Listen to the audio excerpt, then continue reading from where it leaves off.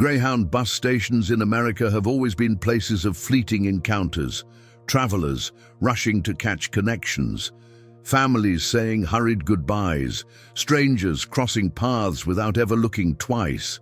But in the heart of a Midwestern city, at the beginning of a new millennium, there was someone who never left. An old man, his hair silver, his face carved with lines that looked less like signs of age and more like the scars of battles fought long ago. He sat on the same bench every day, a worn military coat wrapped tightly around his thin frame, a battered backpack resting at his feet. He rarely spoke. In fact, most believed he couldn't. He ate only when someone handed him a sandwich, but he never begged, never asked. He was there and yet invisible, like part of the station's architecture, a ghost absorbed into the noise of buses, footsteps, and departure calls. People gave him names. The old man on the bench, Grandpa at the station, the vet who sleeps under the clock. But no one knew his real name. No one asked where he came from or why he had chosen the bus station as his home. Some looked at him with indifference, others with pity, and still others with unease.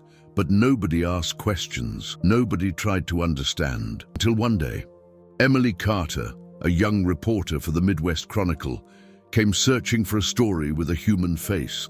She noticed the man not as a piece of the scenery, but as a presence, silent, stubborn, immovable.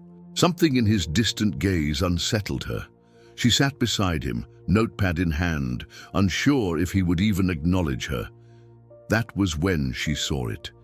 Peeking from beneath a faded scarf was a sliver of metal, catching the harsh fluorescent light of the station. A chain, a tag. She leaned closer, gently lifting it, and when her eyes read the engraving, a chill ran down her spine. It wasn't a random trinket. It was a dog tag, the military identification every U.S. soldier carries into war. The number was still sharp, etched with clarity, RA 1-873-265. For most, it would have been just a string of numbers.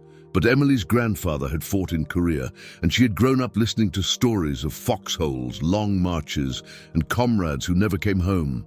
To her, that number wasn't just identification. It was a voice from history, a story demanding to be told. Who was this man? Why did he still wear his dog tag decades after the war? Why was a veteran, once entrusted with a rifle and a mission, now forgotten on a bus station bench? Emily didn't yet know that this number would unlock a hidden past. She didn't know it would lead her into a story America itself had tried to forget. And she couldn't imagine that one glance, one question, one decision to sit down beside him would trigger an avalanche of memory that would change them both. If this story is already touching you the way it touched me as I wrote it, leave a like and subscribe to the channel. It truly helps us continue sharing real stories that inspire, move, and surprise. And now, get ready, because what comes next will change everything. Emily barely slept that night. The fragile letter, now sealed in a protective sleeve, lay on her desk like a relic. She read it again and again, each word echoing with urgency. If I don't make it home, promise me you'll remember that every breath I took was for you. She knew she couldn't publish anything yet. This wasn't just a story. It was someone's life. Someone's grief, frozen in time. She had to tread carefully. The next morning, she drove to the county courthouse. Old records were stored there, in beige filing cabinets and bound ledgers that smelled faintly of dust and paper gone brittle with age. With help from a clerk, she began searching for the name, Sarah. There were dozens of Sarahs in the 1960s. Too many. Emily refined her search using Daniel's information. Born in 1948, drafted in 1966. If he had been engaged, Sarah would likely have been close in age, living in the same county at the time. Hours passed, pages turned, and then she found it. A marriage license dated 1969, Sarah Mitchell and James Holloway. Emily stared at the paper, her chest tightening. It was less than a year after Daniel was listed as missing. Sarah had married someone else. At first, Emily felt anger on Daniel's behalf. How could she? How could Sarah promise love and then move on so quickly? But as she traced her fingers over the ink, she reminded herself, Sarah had believed he was gone. Everyone had. For a young woman left with silence, grief, and a dog tag delivered in a box marked "Missing in Action." What choice had she really had? Still, questions burned. Had Sarah forgotten him, or had she carried his memory in secret, like an old wound she never spoke of? Emily dug deeper. She found Sarah's obituary in a local newspaper dated 2002. It described her as a beloved teacher, wife, mother of two. But one line caught Emily's attention. She never lost her love for music and spent evenings at the piano, playing songs from the 1960s that her family remembers to this day. Emily scribbled it down. Music, a thread. Maybe, just maybe, there was more. The next day, Emily tracked down Sarah's daughter, Laura Holloway, now in her 50s. She was hesitant at first, skeptical of a reporter asking questions about her late mother. But when Emily showed her the letter, Laura's expression changed. "My God," she whispered, pressing the paper to her chest. She kept talking about a boy named Danny. We thought it was just a story, some teenage fling she never forgot. But this is real. Laura invited Emily into her home. The walls were lined with photographs. Sarah, as a young woman, smiling with her children, standing beside her husband James. But in Laura's study, tucked away in a small box, she showed Emily something she had never shared with anyone outside the family. Inside were mementos, a faded photograph of a young man in uniform, a pressed flower, and another letter. Unsent, written in Sarah's hand. Emily's hands trembled as she read it aloud. "Danny, if you ever come back and find this, know that I never stopped loving you. They told me you were gone. They gave me a flag and a folded letter. I tried to move on, but you're still in every song I play, every night I close my eyes. I kept the ring you made me. It's in the music box. Yours always, Sarah." Emily felt tears sting her eyes. Sarah hadn't forgotten. She had lived her entire life with Daniel's ghost beside her. She had married, raised a family, built a life. But she had never stopped waiting, never stopped carrying him in silence. Laura's voice broke the quiet. "My father knew. He used to say Mom carried another world inside her, but he loved her anyway. He accepted it. That's the kind of man he was." Emily left the house with the weight of two intertwined lives pressing on her heart. Daniel had survived the war but lost his place in the world. Sarah had built a life but never let go of her first love.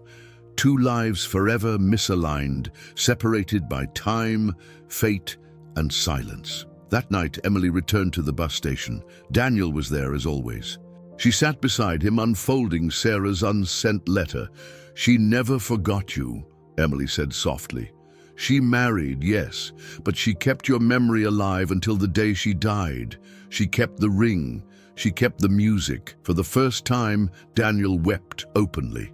His shoulders shook, his hands covered his face, and the decades of silence cracked open like ice breaking on a river. The station, with its noise and chaos, seemed to fall away until only his sobs remained. When he finally looked up, his voice was hoarse but audible. "She waited?" Emily nodded. In her own way. She never stopped. Daniel closed his eyes, clutching the dog tag against his chest. He had lived as a ghost for so long, convinced that his love had been erased. Now he knew the truth. He had never been forgotten. But deep down, Emily also knew this was just the beginning. The letter, the dog tag, the memories, they were only fragments. The real story lay in Daniel's silence, in the years between Khe-Sanh and the bus station bench. And she was determined to uncover it, piece by fragile piece. For weeks, Emily returned to the bus station with coffee, sandwiches, and patient silence. She didn't push. She didn't demand answers. She simply sat beside Daniel, waiting for him to trust her with his voice. It happened on a rainy afternoon. The benches were nearly empty, the hum of buses muffled by the sound of water beating against the windows. Daniel, staring at the puddles forming outside, finally spoke. "I wasn't supposed to live," he said quietly, his voice gravelly from decades of disuse. "At Khe-Sanh, the world ended. Friends I'd known since basic training were gone in seconds. We dug trenches with our bare hands, praying the shells wouldn't find us. I wrote Sarah every night. I thought if I wrote, maybe God would keep me alive long enough to send the words." Emily leaned in, her pen motionless on the page. "One night, during a mortar attack, I was hit. Shrapnel tore into my side. I should have died there, but I didn't. I was pulled out, half-conscious, put on a helicopter. I remember the sound of the rotors, the smell of blood, the screaming. Then darkness." He paused, his hands trembling. "When I woke, I wasn't in Vietnam anymore. I was in a hospital in Japan. Weeks had passed. I couldn't walk, couldn't even sit up. And then I was told I wasn't on any official list. Somehow my file hadn't followed me. To the army, I was still missing in action." Emily frowned. "But why didn't you contact Sarah or your family?" Daniel's eyes clouded. "That's the thing. When I finally got stateside months later, everything was different. My parents had received the telegram, missing in action. They'd buried an empty coffin. My mother couldn't look at me when I walked through the door. It was like she'd already grieved me, and bringing me back broke something in her." Emily's chest tightened. "And Sarah?" Daniel's voice faltered. "I went to her house. I'll never forget it. It was spring. Kids playing in the yard across the street. I stood on her porch holding the ring I'd carried through hell. But before I could knock, I saw through the window. She wasn't alone. There was a man beside her, a man holding her hand." Emily felt a lump in her throat. "Her husband." Daniel nodded slowly. I froze. My heart, it just stopped. I realized I was too late. She'd moved on like everyone told her to, and what was I supposed to do? Walk in and say, "Surprise, I'm not dead"? Rip open the life she'd built to satisfy my longing? I couldn't. He lowered his gaze, tears glistening in his tired eyes. So I left. I drifted. Jobs here and there, factories, warehouses. But no matter where I went, I carried the tag, the letter I'd never delivered, and the ring. Every time I tried to start over, it felt like I was betraying her, betraying what we'd lost. I drank, I fought, I slept under bridges, and eventually, I stopped trying. The bus station was just a place to sit, to vanish among strangers. People come and go and nobody asks who you are. It was easier to be invisible. Emily sat in silence, her heart heavy with the weight of his confession. For decades, Daniel had chosen absence over presence, shadow over light, silence over connection. He wasn't just forgotten. He had erased himself. "Did you ever regret it?" she asked softly. He took a long breath. "Every day. But regret becomes a kind of home after a while. You get used to it, like old scars. They don't hurt, but they never go away." Emily closed her notebook gently. She wanted to tell him about Sarah's unsent letter, about how she had never stopped loving him. But she hesitated. Would that knowledge heal him, or wound him deeper? For now, she held it back. Instead, she reached for his hand. "Daniel, your story matters. You matter. You're not invisible anymore." For a long moment, he didn't move. Then, slowly, his fingers closed around hers. It was the first time in 50 years that Daniel Walker allowed himself to be seen. But Emily knew this was only part of the truth. There were still missing pieces, the hospital records, the years on the road, the scars no one had witnessed. And somewhere in those missing years was the answer to the question that haunted her most. Why had Daniel chosen survival without life, presence without living? The rain outside slowed, sunlight breaking through the clouds. In that fragile moment, Emily made a promise to herself. She would not let Daniel's story fade into silence again. Emily hesitated for weeks. She had Daniel's trust, his broken voice, and fragments of a love story scattered across time. But should she tell it? Should she risk reopening wounds that had been buried for decades? In the end, it was Daniel himself who gave her the answer.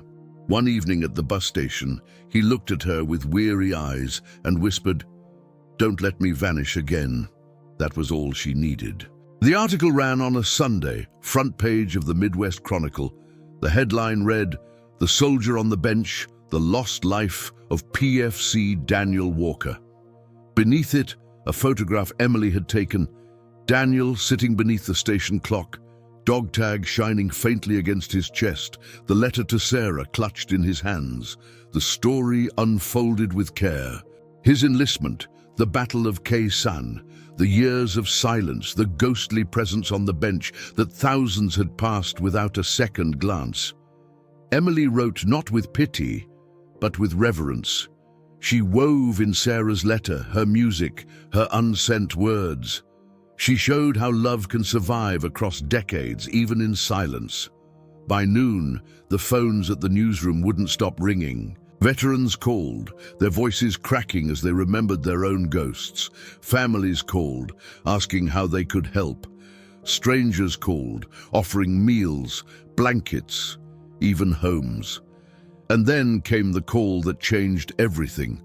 It was from a man in his 70s, speaking with a trembling voice. "My name is Thomas Holloway. I'm Sarah's brother.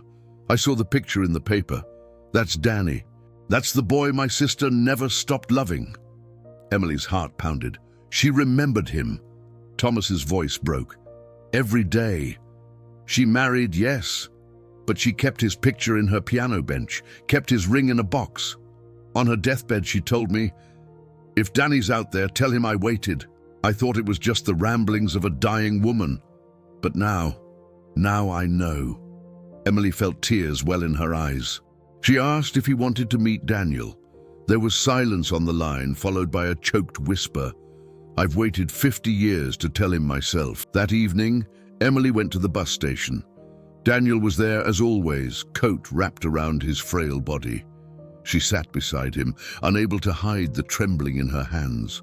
"Daniel," she said softly, "Sarah's family found you. Her brother is alive. He wants to see you." For a moment, Daniel looked as though he hadn't heard. His eyes drifted to the floor, his breath shallow. Then slowly, he shook his head. "I can't," he whispered. "Too late, too much gone." Emily placed a hand on his shoulder. "She never stopped loving you. And her family wants you to know that. Don't you think she'd want you to hear it from them?" The old soldier closed his eyes. Silent tears slid down his face. Then, with a faint nod, he surrendered. 2 days later, a meeting was arranged at a small church hall in Galesburg, Illinois, Sarah's hometown.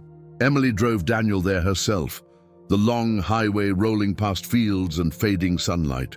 He sat quietly in the passenger seat, clutching the ring he had once made for Sarah out of wire, the same one he had carried through decades of silence. When they arrived, Thomas Holloway was waiting at the door. A man of similar age, his hair white, his hands shaking as he reached forward. For a long moment, the two men simply stared at one another. And then Thomas pulled Daniel into an embrace, as if holding his sister's memory in his arms. "She never forgot you," Thomas whispered. "Not for a single day." Daniel broke down in his arms. All the years of regret, of silence, of believing he was too late. They dissolved in that moment of recognition, of belonging. Inside the hall, Sarah's children and grandchildren had gathered. They showed Daniel photographs, Sarah at her wedding, Sarah at the piano, Sarah holding her newborns, and tucked between them, the faded photograph of a young soldier in uniform, smiling shyly at the camera. "She kept you here," Laura said softly, pointing to her mother's piano. "Every time she played for you." Daniel held the picture against his chest. His lips quivered. "I thought I lost her. All these years, I thought she forgot." Laura took his hand. "She didn't. She loved you till the very end." That night, Daniel didn't return to the bus station. For the first time in decades, he slept in a real bed, under a roof, surrounded not by strangers passing through, but by family who welcomed him as though he had always belonged. Emily watched from the doorway, her notebook closed. She realized this wasn't just a story anymore. It was a resurrection, a chance for a man to live his last years not as a ghost, but as a name, a face, a memory that mattered. But she also knew something else. The hardest part wasn't over. Daniel would have to learn how to live again, how to carry love, not as a wound, but as a legacy. And the world would have to learn how to listen to men like him, the ones who survived war, only to vanish in peace. Daniel never returned to the bus station after that night in Galesburg. The bench where he had spent years became just another seat for weary travelers. But for those who knew his story, it was something more, a silent memorial to a man who had finally been seen. With the help of a veterans foundation, Daniel moved into a small assisted living apartment not far from Emily's newsroom. The place was modest. One bedroom, a shelf for books, a piano that the Holloway family insisted on lending him. But to Daniel, it felt like a palace. He decorated it with little more than 3 things: the dog tag, the wire ring, and a framed photograph of Sarah smiling at the piano. Emily visited him often, sometimes to interview him, sometimes just to sit in silence the way they had in the station. Slowly, Daniel began to speak more, not just of battles and pain, but of laughter, of friendships forged in the mud of Vietnam, of the little moments that had kept him alive when everything else was falling apart. The Chronicle published follow-ups, and soon other outlets picked up the story. Veterans across the country wrote letters saying they too felt invisible, erased by time and neglect. Daniel became reluctantly a symbol, not of tragedy, but of resilience. But he never sought attention. When people asked him why he had lived on a bus station bench for so long, his answer was simple: because it was easier to wait there than to admit I was waiting for nothing. Now, he knew he hadn't been waiting for nothing at all. One spring evening, surrounded by Sarah's grandchildren, Daniel sat at the piano in his apartment. His hands trembled as they hovered above the keys, but with Laura guiding him, he managed to play the first notes of a song Sarah had loved. Tears ran down his cheeks as the melody filled the room. "She's here," he whispered. "Every note, she's here." Months later, Daniel passed away in his sleep. Peaceful, no longer a ghost on a bench, but a man with a name, a family, and a love that had finally been given its rightful place in memory. At his funeral, veterans in uniform saluted as his coffin was lowered into the ground. On top lay the dog tag and the wire ring, symbols of a life scarred by war, but redeemed by love. Emily read aloud from Sarah's unsent letter, her voice trembling but steady. "Danny, if you ever come back and find this, know that I never stopped loving you." There wasn't a dry eye among those gathered. Weeks later, the city unveiled a plaque at the bus station where Daniel had once sat unnoticed for years. It read, "Here sat a soldier who reminded us that no one should be invisible. Every story matters, every life deserves to be heard." Travelers still hurry past, rushing to their buses, carrying luggage and coffee cups. But some stop. They read the words, they look at the bench, and for a moment, they remember that behind every quiet figure, every forgotten face, there may be a story waiting to be told. Emily still visits that bench sometimes. She places fresh flowers there, not as a symbol of sorrow, but of gratitude. Gratitude for a man who taught her that the most extraordinary stories hide in plain sight. And in the quiet hum of the station, she swears she can almost hear the echo of a piano playing softly, carrying love across time. Because in the end, Daniel Walker was never truly lost. He had simply been waiting for someone to listen. We share new stories every day, real stories that touch and inspire. If Daniel's journey moved you, leave a comment and share this video with someone who needs hope today.